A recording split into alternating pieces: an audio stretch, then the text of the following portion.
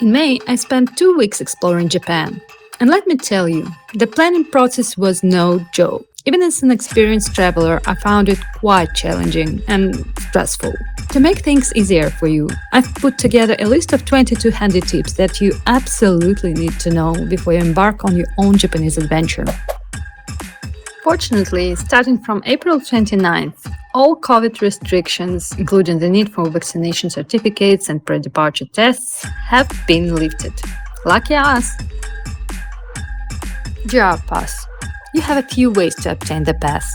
You can buy it online and have it delivered to your home, pick it up at the airport, or purchase it directly at the airport, but at a 10% higher price. Just keep in mind that there will definitely be long queues because, many travelers will have the same idea.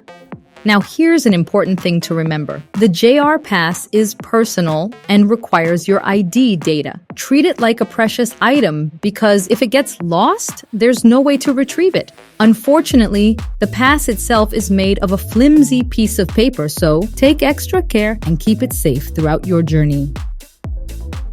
Let's talk calculations. We decided to purchase the JR Pass to cover our long journeys from Hakone to Kyoto and then from Kyoto to Tokyo. However, despite the considerable distances, it didn't end up saving us any money. You have to keep it in mind, especially now after the recent drastic price increase. So if you're wondering if the JR Pass is worth it for your own journey, you can use the handy calculator on the Japan Guide website. Number 5. Make sure to book everything well in advance. This includes tickets for popular attractions like Team Lab, Miyazaki Museum, Tokyo Skydeck, as well as reservations for restaurants and cafes. We learned this the hard way as we missed out on some places because we didn't plan ahead. For example, the Miyazaki Museum was fully booked 2 months before our visit. Also, don't forget that if you have a JR Pass, it's important to reserve your seats in advance, either at a counter or through their website. For internet access, there are a few options. You can pre-book a portable Wi-Fi device or SIM card from local providers, which can be delivered to your hotel. Alternatively, you can purchase one at the airport. We chose to buy a SIM card from SoftBank at the airport. It provided unlimited data for 16 days, giving us a reliable and fast connection throughout our trip. The SIM card cost 8,800 yen, plus a 500 yen setup fee. We shared the hotspot among the three of us, staying connected and easily navigating our way around Japan. If you had the dream of seeing Nakagin Capsule Tower in Tokyo with your own eyes, I'm sorry to say that it has been destroyed, so don't bother going there. Famous Japanese transparent umbrellas may be fun, but a raincoat is a much more comfortable choice, so you should bring one with you. Number 9. Comfortable shoes are an absolute must.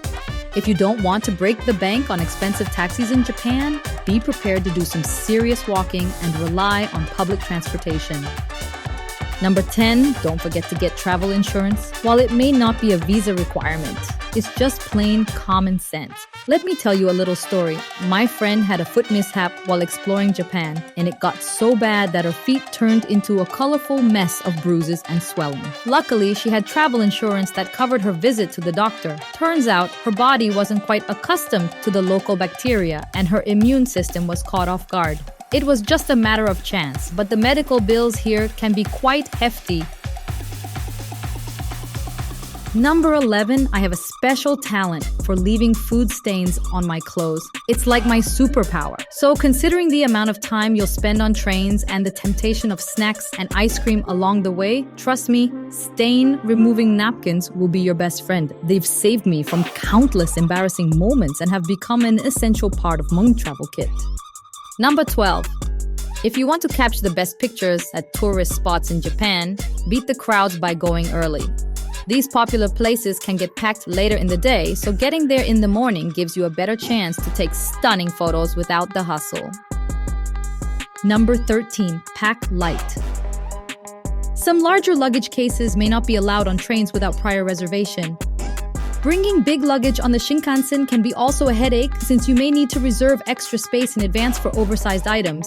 With limited space available, it's advisable to make these arrangements weeks before your trip to ensure a hassle-free journey. Number 14. If you plan on renting a car, check if you have international driving permit issued by eligible country that signed Geneva Convention. Number 15. For vegans, finding suitable food options can be a bit challenging in Japan. Ordinary cafes and restaurants may have limited vegan options, and dedicated vegan cafes are not as common. In such cases, convenience stores like Lawson or 7-Eleven can be a savior as they offer a variety of vegan snacks and packaged meals that you can grab on the go. Number 16. Ladies, be prepared for the humidity in Japan as it can make your hair go curly. Number 17. Keep in mind that some restaurants, cafes, museums, and even amusement parks have early closing times. It's important to plan your day carefully and be mindful of the operating hours of the places you want to visit. Number 18. When it comes to fashion in Japan, pastel colors are all the rage. While Japanese fashion can be quite extravagant and stylish, the general preference leans towards more subtle and muted shades. So if you want to blend in and avoid standing out too much, it's a good idea to opt for pastel-colored clothing. Number 19. Leggins are not pants in Japan.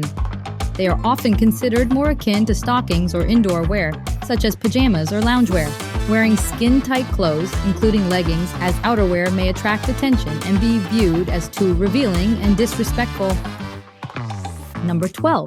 Ditch the flip-flops and opt for closed shoes or sandals with socks instead. You'll rarely see locals wearing flip-flops in public because they're all about keeping their legs and feet clean. That's why you'll often spot them wearing closed shoes or sandals with socks to maintain that level of hygiene. Number 21. When packing for your trip, it's important to keep in mind the cultural norms regarding clothing. Revealing clothes such as crop tops, short skirts, tank tops, and short shorts are not commonly worn or considered appropriate.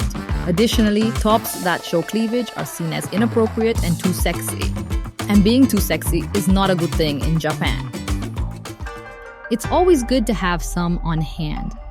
While Japan is a modern and technologically advanced country, you might be surprised to find that cash is still widely used, especially in smaller shops and cafes.